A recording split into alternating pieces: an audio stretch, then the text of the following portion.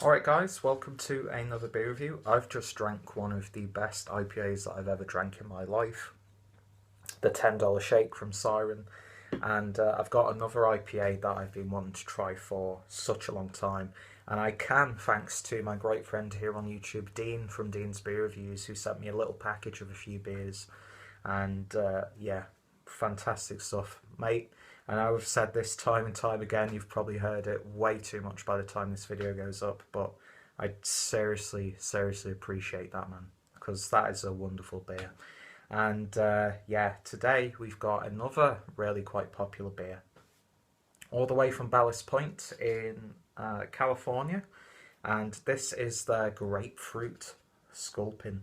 Now, my favourite style within a style is as a grapefruit infused IPA.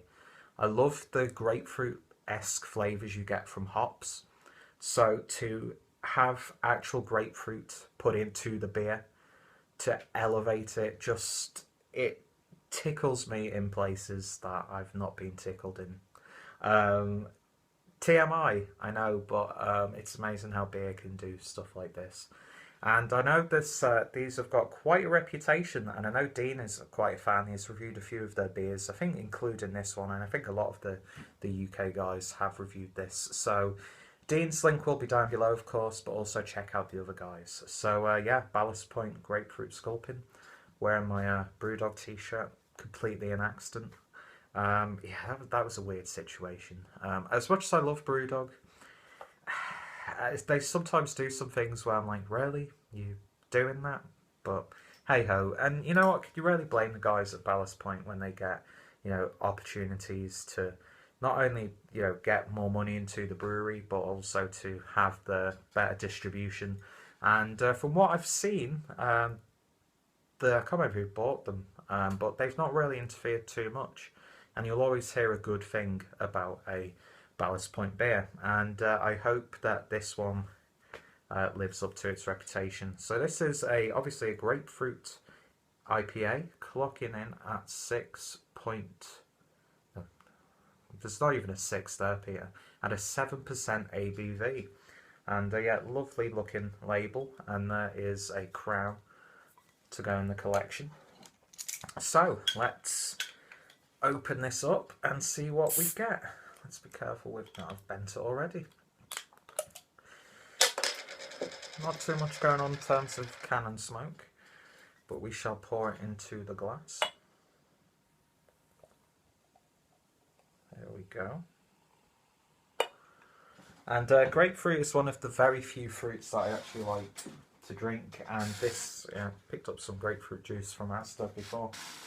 Imagine having a friggin' beer that looked like that. Somebody make a grapefruit beer that actually looks and has the consistency like that. You'd make me a very happy man. So, beer in a glass, and it's not as intense as that, but you do definitely get that slight grapefruit juice colour to it, mixed in with that lovely amber hue, slight golden tones in there as well. It's got nice clarity to it, not too clear though. I mean, I can just about see my fingers. The more distorted from the glass than anything else. But nice gentle bubbles going all the way to that, about just less than half a finger's worth of slightly off-white head. So let's see what we get on the aroma. You definitely get that grapefruit in there. It's not as evident or in your face as some of the other grapefruit infused beers that I've had, but it's definitely there, and it's got that sort of I go back to this time and again when I talk about these beers, and I can never actually work out which one it is. But for the people back in the UK, I think it's either Quality Street or Roses, and they have one of those like chocolates that are filled with a fruit sort of like syrup or something like that. I get that sort of flavour. I get this like slight chocolatey aroma mixing in with that grapefruit aroma. It's got like sort of like a vegetable aroma to it as well. A little bit of like a pepperiness. And then you get those lovely resiny hops as well. It's not the most vibrant beer that I've ever smelled, but it smells really, really nice. And if you like your grapefruit, then you're going to love the aroma of this one. Anyway, let's see what it tastes like. Cheers, and cheers, Dean.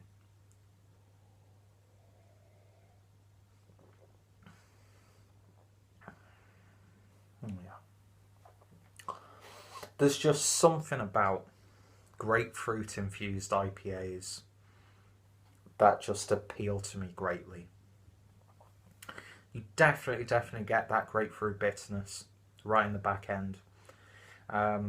It's got that, it's not as sweet as what I found like a pink grapefruit to be,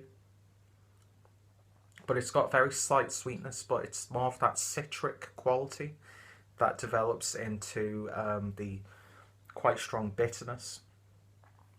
But yeah, that's again like a dark malt character in there as well. Going back to what I was saying about that chocolatey sort of thing. And it's probably just me, my mind and my palate telling me that, because I'm predisposed to think of stuff like that. But it's so pleasant at the same time.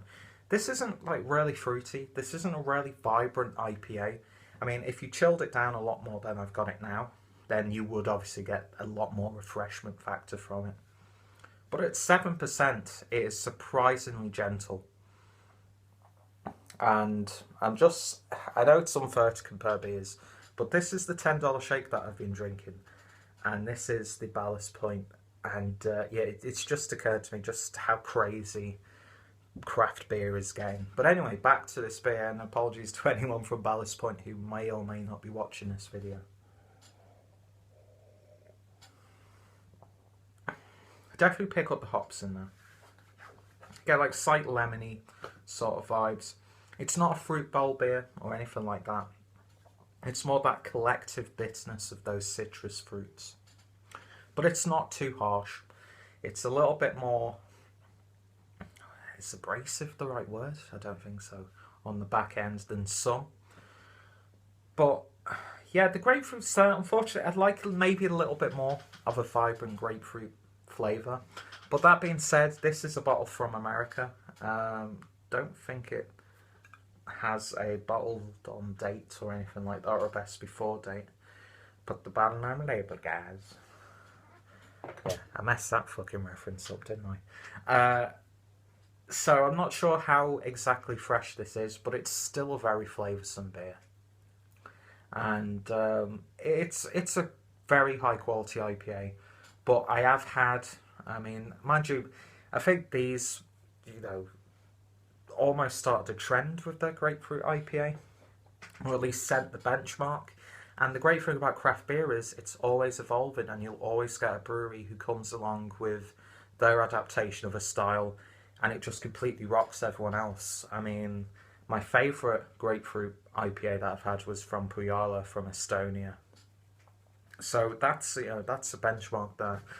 But you know what? It's a little bit more mature than, let's say, Brewdog's Elvis Juice, which is another fantastic grapefruit IPA. But yeah, very high quality beer indeed. And very drinkable, considering how bitter it gets on the back end and the fact that it's 7%. But yeah, phenomenal little beer. And in terms of rating, I could definitely give this one an 8 out of 10. I just wish it had a bit more, maybe a slight bit more vibrancy to it. And maybe a little bit more evidence of the actual, like, citrusy flavour of the grapefruit as opposed to the bitterness you find with grapefruits. But yeah, still very, very high quality beer. Deserving of the reputation that it has. Excuse me. And I very much look forward to trying more Ballast Point beers in the future. So yeah, 8 out of 10. Still a very good score in my book. Anyway, if you've tried this one, which I'm pretty sure a lot of you guys have, then let me know your thoughts and opinions. What are some of your favourite Ballast Point beers? Check out Dean down below as well, and anybody else who I put in the description box who's reviewed this one. And yeah, hit me up with some of your favourite grapefruit-infused IPAs, because I want to drink as many of those as I can, because I just love that combination. So anyway, I'm going to get off now because I've got a chat and I'm probably late for it. But I like talking to beer with you guys, so, you know, and those guys like talking about beer with other people, so, you know, it's all good. Anyway, thank you guys for watching, and I shall hopefully see you in the next one. Cheers.